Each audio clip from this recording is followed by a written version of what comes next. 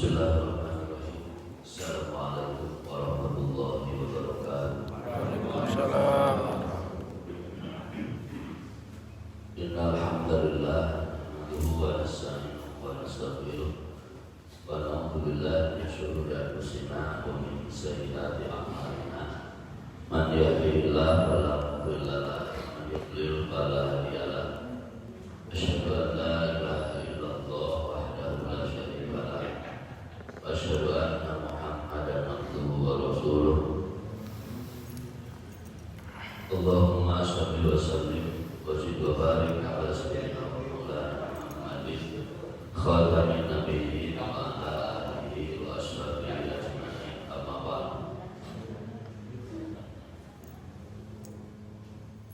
Para bapak, para remaja, jamaah sholat subuh rahimakumullah.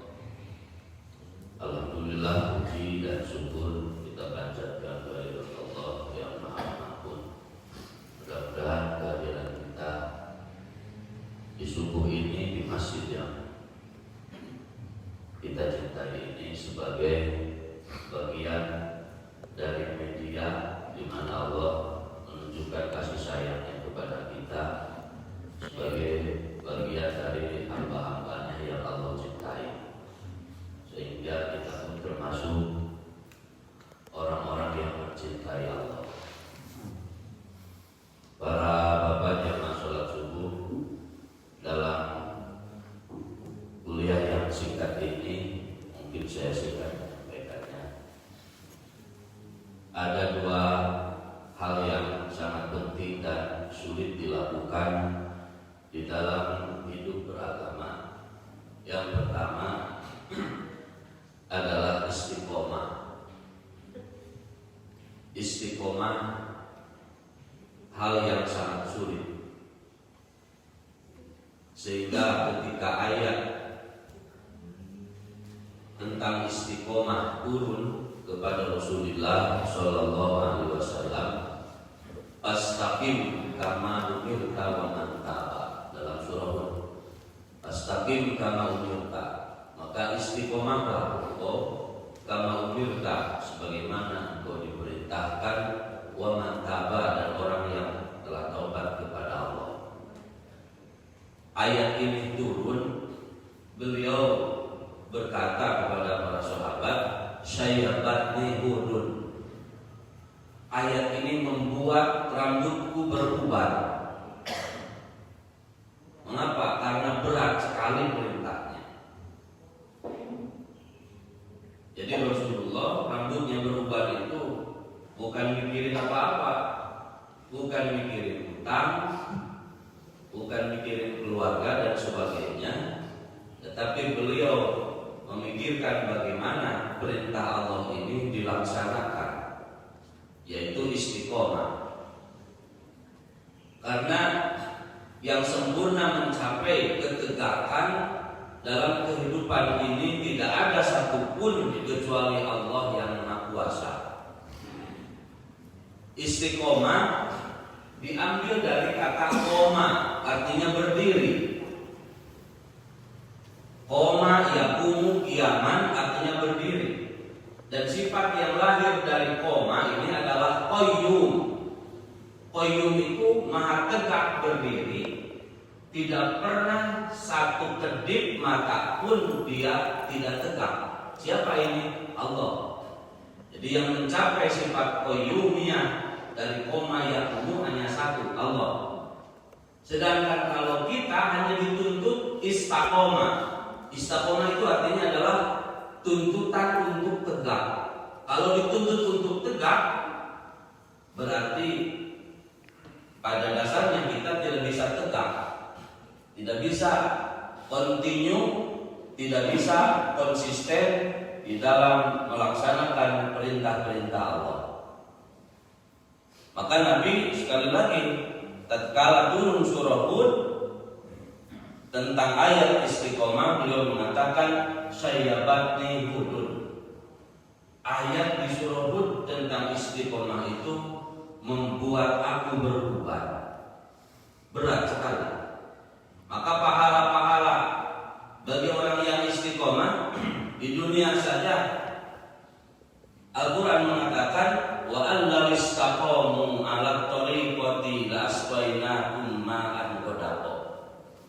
Seandainya pakai laut, seandainya mereka bisa istiqomah ala thariqah di atas thariqah itu al-Islam, di atas al-Islam, lasqainakum ma'an ghadaqa, maka akan kami berikan kehidupan yang baik.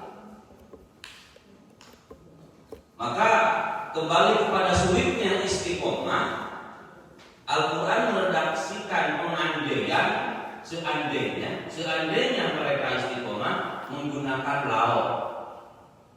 Pengandaian di dalam bahasa Arab ada 3, satu dengan in, artinya sama seandainya. Yang kedua dengan idza, kemudian yang ketiga dengan laut. Kalau kosakata di Quran diawali oleh idza, apabila seandainya, maka kata kerja atau kejadian setelah idza itu pasti terjadi. Idza zulzilatil ardu zilzalaha, apabila bumi diguncangkan dengan seguncang-guncangnya, pasti terjadi kiamat namanya. Kemudian dengan in, kalau in itu mungkin terjadi, mungkin tidak. Sedangkan kalau dengan laut adalah mustahil. Maka wa allaw istaqamu, seandainya mereka istiqomah, berarti sulit untuk istiqomah. Maka pahala-pahala untuk orang yang istiqomah ini sangat besar sekali. Tatkala hendak meninggal dunia, tatanazzalu alaihimul malaikatu alla takhafu wa la tahzanu. Malaikat pada turun kemudian berkabar baik, alla takhafu wa la tahzanu, enggak usah khawatir, wa la tahzanu, enggak usah bersedih. Melipurlah. Pertama, istiqomah yang sulit di dalam kehidupan ini. Tetapi orang yang berusaha untuk istiqomah mengejar akhlak Allah, yaitu qayyum, Allah la ilaha illallah hayyul qayyum, mengejar keqayyuman Allah, dipuji. Sehingga Nabi bersabda, "Takhallaqu bi akhlaqillah." Kalian berakhlaklah dengan akhlak Allah. Akhlak Allah itu qayyum, maha tegak, maha lurus. Maka kita dituntut mengejar akhlak Allah. Karenanya orang yang istiqomah adalah orang yang berusaha untuk mengikuti akhlak-akhlak Allah. Yang kedua, yang sulit di dalam kita beragama, siapapun, adalah ikhlas di dalam beramal, ikhlas di dalam perbuatan yang baik. Ikhlas artinya memurnikan semata-mata untuk Allah. Kalau kita puasa, melaksanakan puasa Ramadan, melaksanakan puasa sunnah Senin dan Kamis, atau puasa apa saja yang tidak bertentangan, yang tidak dilakukan pada hari-hari yang dilarang, kemudian tujuan puasa kita untuk apa? Oh, puasa supaya badan sehat. Itu saja. Puasanya bagus. Dapat pahala tidak? Tidak. Kalau tujuannya untuk kesehatan. Kesehatan hikmah dari puasa, tapi kalau tujuannya bukan untuk Allah, maka tidak dapat pahala. Maka ikhlas ini berat sekali. Karena secara definisi saja, dari orang yang meriwayatkan hadis tentang ikhlas yang sampai pada literasi, yang sampai kepada kita tentang literasi ikhlas sangat sulit. Sampai sangatnya terus berhierarki ke atas. Apa itu ikhlas? Aku bertanya kepada anu tentang ikhlas. Aku pun bertanya kepada anu tentang ikhlas. Dia yang aku tanya masih bertanya kepada Syekh Junaid tentang ikhlas. Kata Syekh Junaid, aku bertanya kepada guruku Syarih As-Sakoti tentang ikhlas. Syarih As-Sakoti, aku bertanya kepada anu tentang ikhlas. Masih terus bertanya, sampai bertanya kepada Sayyidina Ali tentang ikhlas. Yang konon Sayyidina Ali itu keikhlasannya luar biasa. Kemudian Sayyidina Ali pun bertanya tentang ikhlas kepada Rasulullah SAW. Rasul pun tidak menjawab. Aku bertanya tentang ikhlas kepada Jibril alaihissalam. Kemudian Jibril pun, ini Jibril, padahal Jibril itu sumber ilmu. Jibril pun aku bertanya kepada ikhlas tentang ikhlas kepada Allah Subhanahu wa taala. Aku masih bertanya. Apa kata Allah? Ikhlas itu adalah sirrun, suatu rahasia, min asrori, dari sekian rahasia-rahasiaku, istaudantuhu qalbaman ahbabtu, yang aku tanamkan pada hati orang-orang yang aku cintai. Ikhlas itu suatu rahasia Allah yang Allah tanamkan di sanubari manusia yang Allah cintai. Jadi ukuran ikhlas itu, adakah kita cinta mahabbah kepada Allah ataukah tidak? Kalau ada mahabbah, ada cinta kepada Allah, maka di sana ada keikhlasan. Kalau tidak ada cinta kepada Allah, keikhlasan pun sirna. Kalau mahabbahnya ukurannya cuma sejengkal, 2 jengkal, maka ikhlasnya juga cuma sejengkal, 2 jengkal. Maka bobot dan kualitas keikhlasan berbeda-beda, tergantung sejauh mana seorang hamba Allah mencintai Allah. Jadi kalau Haji Ahmad misalkan kehilangan sepatu, nih biaya Haji Ahmad Persib yang kita tunggu tampilnya nanti. Haji Ahmad kehilangan sepatu, beliau tidak menggerutu, lalu bilang begini, aku ikhlaskan saja, gak apa-apa. Apakah itu ikhlas? Bukan. Itu bukan ikhlas, tetapi ridho atas takdir Allah. Rela, aku relakan. Itu bukan ikhlas. Makanya kalau demikian, siapapun sulit sebenarnya untuk mengatakan bahwa dia telah ikhlas. Saya telah ikhlas. Itu bukan ikhlas, tetapi ridho.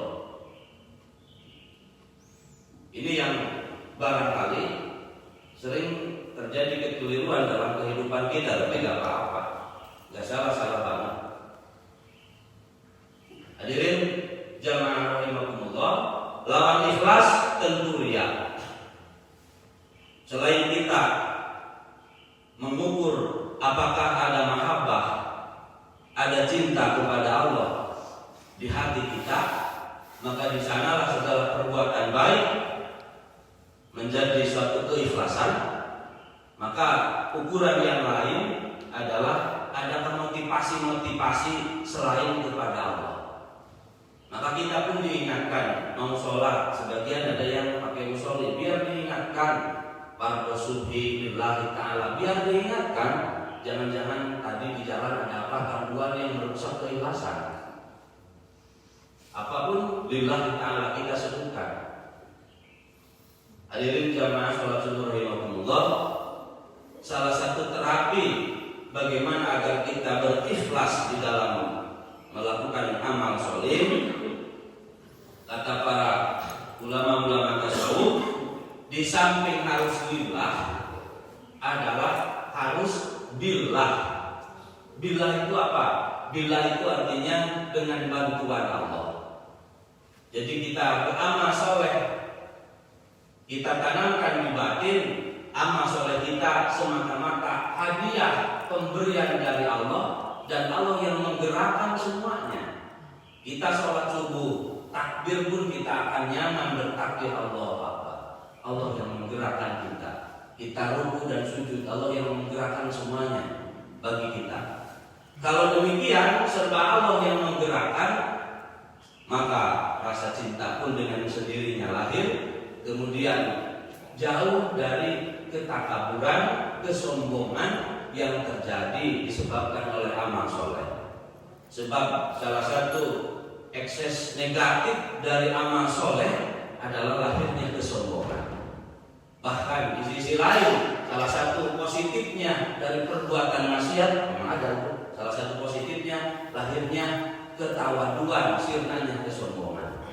Bisa jadi seseorang oleh Allah ditakdirkan bermaksiat di kemarin sore adalah untuk menundukkan, untuk memberikan satu tanaman dalam dirinya bahwa ia bukan orang bersih, bahwa dia bukan orang baik, datang kepada Allah menangis, tidak memusung kaca dan depan orang. Boleh jadi selama bertahun-tahun kita istiqomah kita lurus di dalam beramal soleh secara lahiriah, tetapi dengan kelurusan itu, dengan kontinuitas di dalam ibadah, malah melahirkan kesombongan dalam diri kita. Ibnu Athaillah mengingatkan, maksiatun awrathat dzullan wa iftiqaran, suatu dosa yang bisa melahirkan kerendahan diri di hadapan Allah, iftiqaran, rasa butuh atas ampunan Allah, khairun min ta'atin awrathat izzan wa istikbaran, adalah lebih baik daripada taat selalu kepada Allah tapi melahirkan kebanggaan dan kesombongan. Dan itu adalah iblis. Iblis kan seperti itu, istiqomah terus, tidak pernah maksiat. Maka tatkala suruh tawadu oleh Allah untuk menghormati sujud kepada Adam, dia tidak mau. Hadirin jamaah rahimakumullah, kita menyadari bahwa pembahasan tentang ikhlas sesungguhnya hanya kita bahas di hadapan orang-orang yang rajin dalam ibadah. Ya insya Allah mudah-mudahan salah satunya jemaah di sini termasuk orang yang rajin ibadah. Amin. Sebab tidak mungkin menyampaikan ikhlas kepada orang yang malas. Orang yang malas apanya yang mau dibanggakan. Tapi pada orang-orang yang rajin secara lahiriah harus naik level dulu, termasuk orang yang rajin dalam taat kepada Allah, baru ikhlas dibahas. Sebab penyakit dari taat itu khawatir tidak ada keikhlasan. Terakhir, bahwa innamal a'malu binniyat, segala amal itu tergantung pada niat.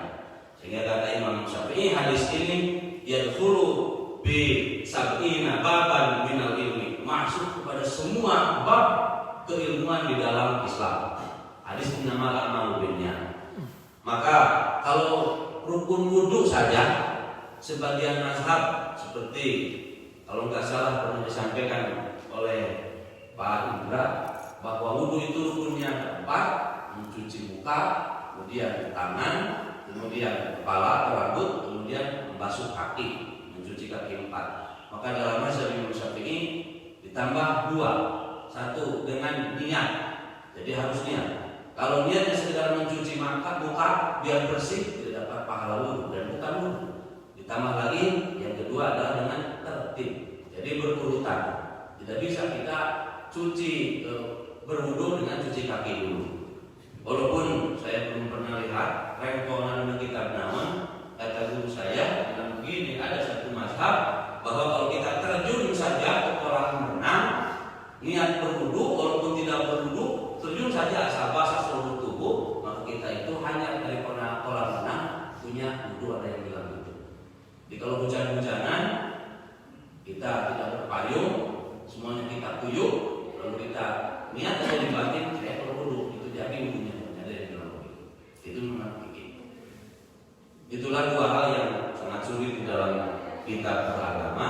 Yang pertama adalah istiqomah, lurus. Yang kedua adalah ikhlas. Tapi bagaimanapun sulitnya kita, kalau Allah berkehendak ngasih kepada kita, ditakdirkan sebagai orang yang istiqomah, ditakdirkan sebagai orang yang ikhlas, mukhlisin lahuddin, maka bukan sesuatu yang mustahil.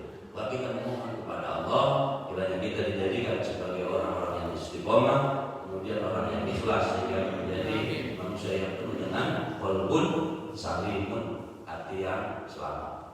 Mari kita berdoa bersama-sama. Bismillahirrahmanirrahim. Alhamdulillah hamdan yu'affi ni'amahu wa yukafi mazidah. Ya Rabbana lakal hamdu kama yanbaghi li jalali wajhika wa karimi wajhika sultanik. Allahumma shalli wa sallim wa zid wa barik ala abdika habibika sayyidina Muhammadin wa ala alihi washabbihi ajmain. Allahumma ighfir lana wa li walidayna warhamhuma kama rabbayana shighara. Rabbana ighfir lana wa li ikhwanina alladhina sabaquna bil iman wa la taj'al fi qulubina ghillan lil ladzina amanu rabbana innaka ra'ufur rahim. Ya Allah, Tuhan kami, jadikanlah kami orang-orang yang istiqomah. Ya Allah, ya Tuhan kami, berikanlah cinta kepada kami sehingga kami termasuk orang-orang yang ikhlas di dalam beramal saleh. Rabbana sholatan busana wa ilam takdir lana wa tarhamna lanakunanna minal khasirin. Rabbana atina fid dunya hasanah wa fil akhirati hasanah wa qina adzabannar. Subhana rabbika rabbil izzati amma yasifun wa salamun alal mursalin walhamdulillahi rabbil alamin.